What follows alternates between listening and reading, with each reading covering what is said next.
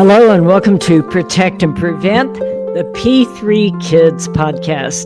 Well, it seems like everybody's doing a podcast these days. I was thinking about it myself. I've been doing it, a podcast since about 2012, I think it was, or 2014, when I originally started this. My name is Opal Singleton. The organization is called Million Kids, and I want to talk to you about something that is near and dear to my heart, and I believe is very, very important, especially if you're a parent or a grandparent, or maybe you're a teenager that's looking to learn more and protect yourself and others. So this is a series of podcasts that we are doing in conjunction with Million Kids. And Million Kids is a 501c3 nonprofit organization out of Southern California that we certainly work all across the nation and even a little internationally. And our whole reason for existing is to keep kids safe from predators. Now, that can be human trafficking, but it can also be online exploitation.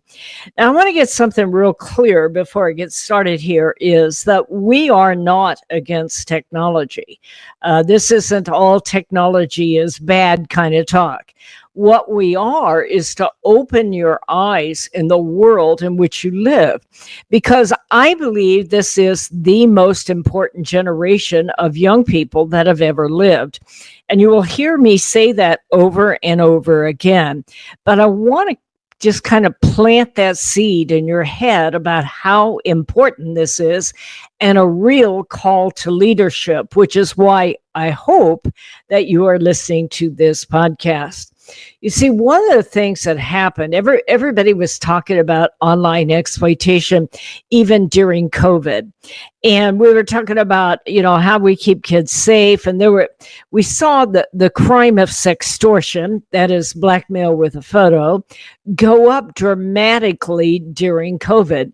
Well, it makes some sense if you think about it, because what is happening is suddenly they shut the schools down and then kids are home and, mom isn't always paying attention, or dad, and they've got time in their hands. And by the way, that happened to all the adults too.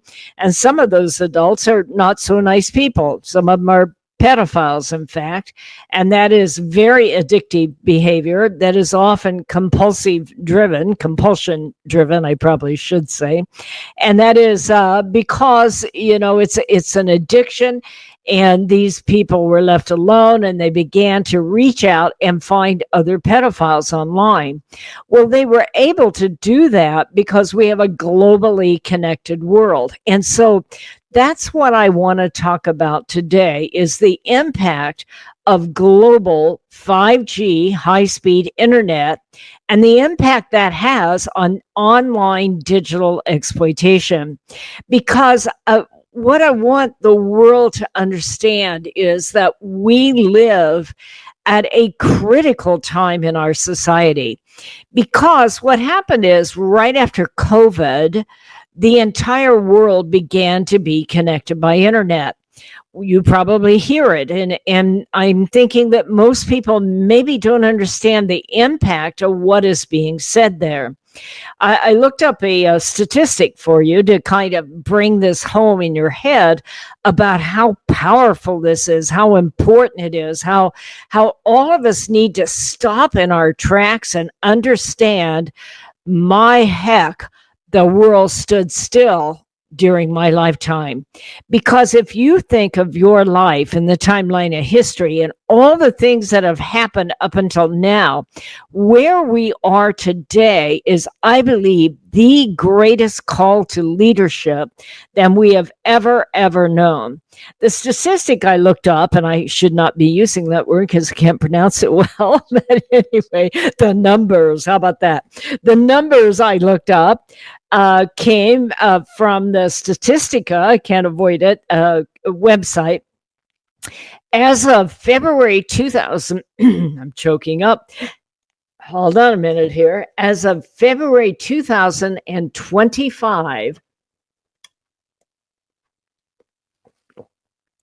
there were more than 5.5 billion people on the World Wide Web. Now think about that. When you go on to play your free cell game or, your little kids game or whatever it is that you're going to play, or you put your son or daughter out there on the video gaming sites, they're on a device that has more than 5.56 billion individual users of a right this minute. Okay. And what I really, really hope you come to appreciate is that that is not everyone who is going to ultimately be on the internet. I was laughing to myself the other day that I think this is the first time in history that the entire world has been connected so they can communicate, except maybe the Tower of Babel in the Bible, and they didn't have internet then. But I can't help but wonder how God feels about all of this, because never before in history have we all been on one system where people can communicate. Now, obviously, when you go on to one of your games that you're out there, you're not talking to 5 billion people, but you are talking and are available to be reached by millions and billions of people. And that is true when we put our kids online. I was looking up some of the social media numbers that are out there. Notice I am avoiding the word statistic anyway. So there's over 3 billion people on Facebook, 2.5 billion on YouTube, 2 billion on Instagram, WhatsApp, and WhatsApp's encrypted. That adds another whole feature to that. TikTok, well, WhatsApp has 2 billion, but TikTok has 1.5 billion. WeChat, now, you probably aren't on it, but your kids know about it. And that's 1.3 billion. And then you start to get down to Snapchat and all these others, some of which I haven't heard of, but I know are coming out of the Chinese part of the world, for what it's worth. So what I want to share with you today is to understand the impact of that. Over the next few podcasts, we're going to be looking at various technologies and how that impacts all of these other factors, such as global 5G high-speed internet. So looking at that, what happened is, for the first time in history, it brought people together. Now, I originally was talking about COVID and how we put our kids online, and we also put pedophiles online. Well, one of the first factors that we saw when the world began to be connected by internet was the development of something called the dark web. So if you think of the internet as a bucket of water, the top 5%, between 4 and 5% of the total internet is the World Wide Web, where we use it. And we have Google and Chrome, and we have ways to find each other. We have search engines and that kind of thing. The darknet is a completely different kind of part of the internet. You can't go back and forth between the clear web and the dark web. You need a special browser to do that. That is called Tor, the onion router. By the way, if you ever see a young person with a Tor, a TOR router, you probably should report them, because they're going in the dark web, and no minor should ever be there. I question whether any adults should be there myself, but there's some real questionable stuff. So what happened is, as we went through COVID and more people got on, these pedophiles began to find each other. But then right after it came the beginning of the 5G high-speed internet. If you would go to Cambodia 5-8 years ago, you would have dial-up lines. They're very slow. You couldn't send a lot of films and do regular interaction. You could do it, but it was kind of clunky and not too easily to manipulate on. And so what happened as 5G came in, then countries like Myanmar and countries like Nigeria and Pakistan and Ivory Coast and area Malta and Iceland and Russia and China, all over the world began to get 5G high-speed internet. In fact, for a while there, they had better services than we had in the US. And the reason for that is that we had invested in, power lines and underwater lines and the old kind of slow speed kind of thing that didn't take a lot of data, a lot of photos, and that kind of thing. So everybody was excited as 5G high-speed internet came along, and it began to go out to all of these third world countries. The problem is very few people, except me maybe, are really, really talking about what that means. Because while it's really neat that those third world countries are out there and able to finally come into the world of technology like the rest of us, that is really, really neat. But the truth of the matter is, along with all the good comes some of the negative. Now, those of you that follow my shows and listen to me regularly know that I say that technology is not good or bad. It's like a car. You can take it off and to a university and get yourself a degree, or you can take it down to a strip club and get yourself in trouble. It is not the car, it's how you prepare the driver of the car. But as I began to study this and the other 9 technologies, which we're going to be talking about in future podcasts, I began to realize that while this is very, very exciting, it is also very, very scary if we do not understand the risks that are involved.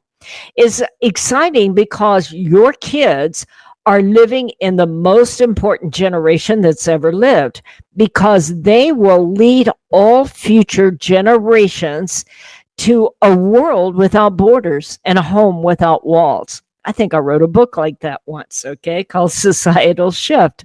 And I'm in the process of writing another one. So stay tuned on that. But we got to get this right with this generation of kids, because they're going to live in this world. These kids will have more opportunity than any generation ever before them. They will have access to more information than any generation, and it will be faster access. I mean, I was messing around on Chat GPT the other day, and it's scary business if you're not used to it yet. I'm trying to get used to it. My team's used to it, but they're dragging me along. I'm kicking and screaming, but it is really addictive and fun. But think about how that will be for your kids in 4 or 5 years. Your kids that are now 8 and 9 years old will be living and breathing by AI. For us, it's all kind of strange and weird right now as we're trying to figure out where it's going to be good and where it isn't going to be good. So in many ways, we'll have instant communication very quickly with both our friends and our enemies. We will have lots of information, more than our brain will ever be able to handle. And we will be able to have more opportunities because we can reach each other. But we will also have more opportunities to be exploited. And that's true whether it's your children or your grandma and grandpa, because they're not exempt from this either. As the world connects by internet, I want to talk about that. One of the things that we'll be talking about much later on as we get through these podcasts is romance scams involving older people. I mean, think about what's happening now that the entire world is connected by internet. And that grandma and grandpa have a lot of fun on there too. They like to play those games. They like to see those videos that are out there, all those reels that Facebook puts out there. But, a lot of older people are lonely. They're by themselves. They're bored. The kids never called and nothing ever good happens in their life. They're just bored to death and eating the same dry toast every day and, sleeping all afternoon. But when they get on the computer, it's really, really exciting. And it connects them to all kinds of things. So one of the things we have to understand is this can be a powerful, powerful thing to bring knowledge and inspiration to our lives, but it can also be powerful to destroy us, because literally the romance scam business is $105 billion business right here in the United States of America.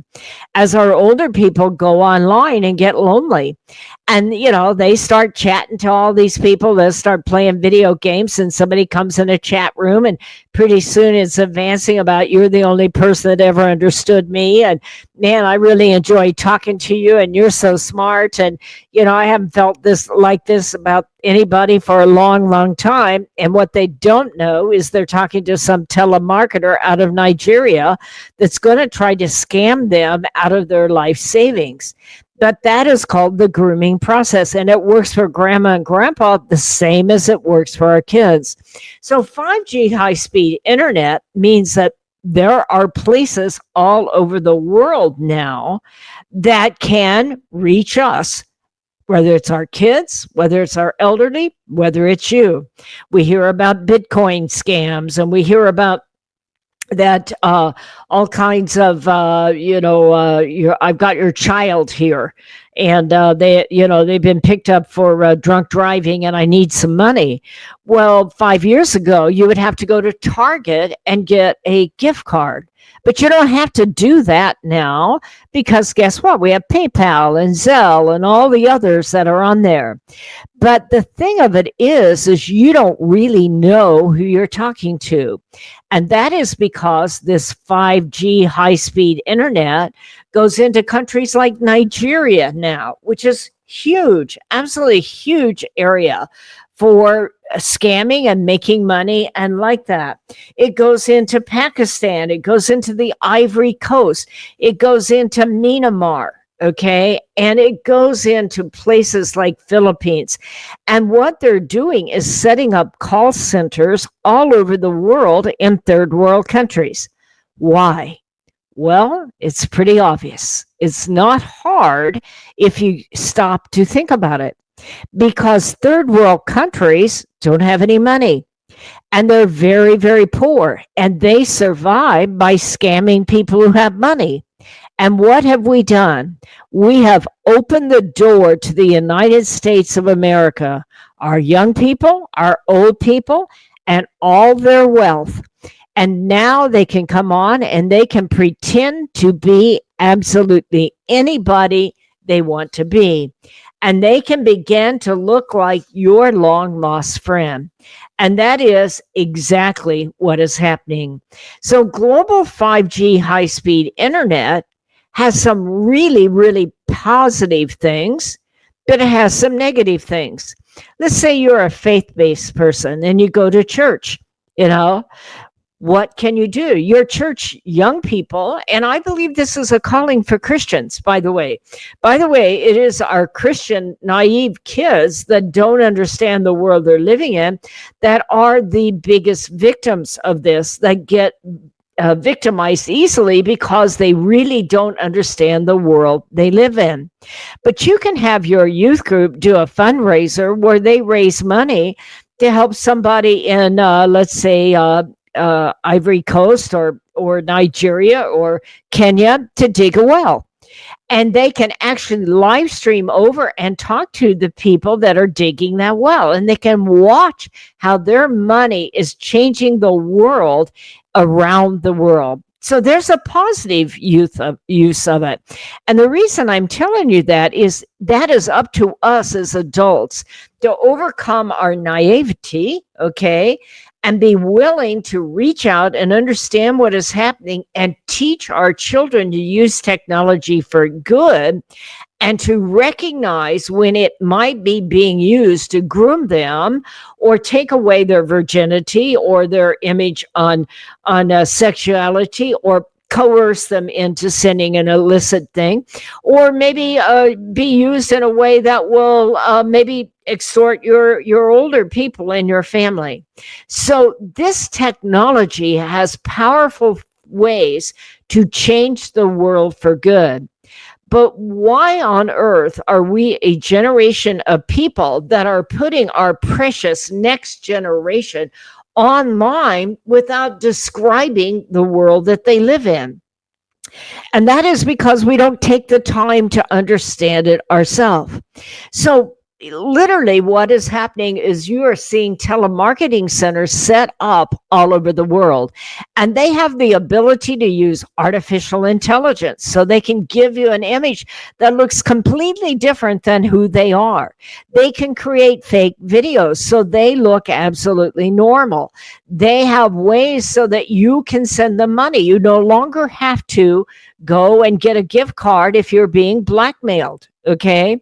So this 5G high-speed internet is taking place at the same time many other technologies have been developed. And that's where we're going to go in the future podcasts. Because think about it. Most apps now, not only are they connected to the entire world, but most apps now have money transfer. Most people now are able to do videos. You could only do videos when you had that high speed connection, which you could not do before. Most of the apps that your children are on have literally, as I said, millions, if not billions of people simultaneously using it. At the same time that we got global connection, we got inexpensive devices, so that now every kid on earth, it seems like, is walking around with some sort of technology in their hands. Many of our apps are encrypted so that criminals can talk to each other, and we cannot find what they're doing. And on top of it, now with your artificial intelligence, many of the apps that are being developed are seductive and addictive. So I want to get back to this idea of your 5G high-speed internet, because I'm going to be talking about this week after week now, that not only is your kid online, they are no longer online with the people down the street. They are online with billions of people. And so what are we doing to protect our children? How are we educating ourselves so that your child, when they go online, will realize that this is somebody from overseas? In fact, one of the things, I had a discussion with a major law enforcement agency a while back, not too long ago, actually, a couple of weeks ago, I won't say who. And one of the things I'm saying to them is, how do we get tech companies to give us an alert if that message that we're receiving is coming in from an offshore server, an offshore provider? How do we get that to happen? Because think about it, your kid here, let's say he's in bed and it's 2 a.m. and he's sleeping with his phone, or he's playing a video game, and he's all hot and heavy, and he forgets that live stream thing works both ways, or he gets seduced by some cute 14-year-old, and he's lured in to maybe sending one of those partially illicit photos, or maybe fully illicit. What if we could get a tech company to put up a burst out there that says offshore, offshore? Then that person would know that is not the 14-year-old that he goes to school with. The same kind of thing with our seniors. They're on there on these dating sites. Many of these dating sites are offshore in Malta and other places. They're in Iceland and like that. And by the way, the reason they're offshore is they pay extra money to be in those areas that don't ask any questions about data privacy, about what is being transmitted. Almost all your sex ads come off of offshore things. Almost all your porn sites come from offshore things. A lot of your gaming sites come from offshore things, because then they can put illicit material on there that may not be compliant with the EU data privacy, and certainly not compliant with the US. Okay. By the way, the EU is even more strict than the US. But I believe, what if we could do that? Because we have to start to look at this internet differently. We need to sit down with our kids and start to explain to them that they are on a system that has 5 billion people in it. And they are some of the most wealthy people on earth. People in the US are doing very, very well, even if you're not wealthy within the US. You know, many people in Cambodia or outer Pakistan are living on $1 a day. If they can get access to a device where they can go in and trick you into getting you to send them $1,000, that's like retirement money.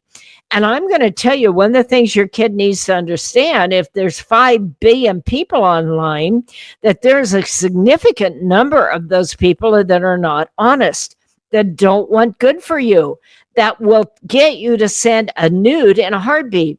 This is just so important for our kids, because guess what? The recent survey said that 1 out of 6 kids have sent a nude online. 1 out of 6 males, 1 out of 7 females have sent a nude image online. A nude image online is worth its weight in gold to somebody living in a little shack out in Kenya that is on a telemarketing center that's job is to get your kids' money out of the United States and over to them by blackmailing them. And they are absolutely ruthless. They don't care what happens to your kid.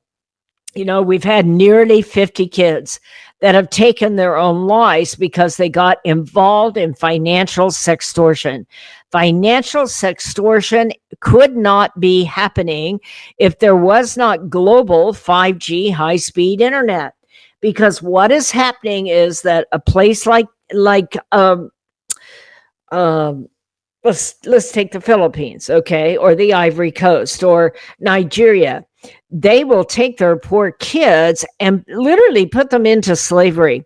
And they are paid to, not very much, by the way, to literally trick your child into sending a nude. The minute that nude arrives, it leaves the young person that seduced them and goes directly to the people in the cartel who will destroy your child's life. One of the cases I read early on was Tevin Tobler. And he looked like an amazing young man out of Utah. I read all the stories. My heart bled for his family because in the end, he took his own life. When they began to investigate, the family began to investigate. They couldn't believe it. Here was a kid that had everything to live for. And when they began to investigate it, that group out of the Ivory Coast literally sent him 1,000 texts in a 24-hour period. You're a dead man. You are ruthless. You are ruined. Look at this naked photo I have of you, and look at all your Instagram followers. Yes, they just make a list of all your followers. Here's your naked photo. Here's the list here. I need a lot of money. And no young person can come up with enough money. And even if they do, they won't quit. And even if you block them, they won't go away. They will come back under a new name. And they will actually send those photos out to other people. And that young man ended up a man with a promising career, a promising college future there. His family was wonderful. And that young man could not take it. That got my attention, and that is some of the driving force for these podcasts. We have to say, never again can we afford to lose a young person because our young people do not understand the world that they're on, the world that they're involved in, and who those people are on the other line. When you put your child online now, of any age, if they're on the World Wide Web, they are on there with billions of people. I can guarantee you that at least 1% of those billions want bad for you and want your money. The number, as this gets worse and worse, could probably be much higher. Because think about this. Right now, only 67% of the world is online. That means, what's that number? 23% more is coming on. As third world countries come on and they've learned that they can access our kids and get millions of dollars on the internet, our kids are on the front line of digital warfare. And this must stop. We've got to take this on. We need to fight this for all our worth. I'm going to talk again in a minute as I go into the next podcast, what we can do to stop it. and how this is impacted now by mass audience live streaming. So we're going to go through a series of podcasts about the global connection, the impact on sextortion, and then what happens when you add all the other technologies with it as the world expands the number of people that can reach your child.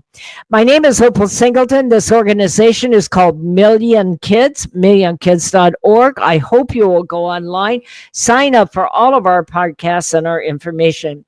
If you know someone who's being trafficked or exploited, report that. 1-888-373-7888.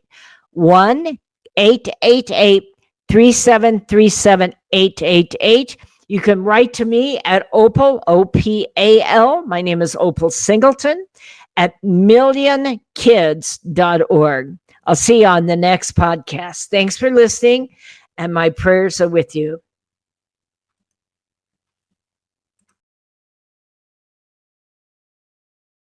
I'll see you on the next podcast. Thanks for listening, and my prayers are with you.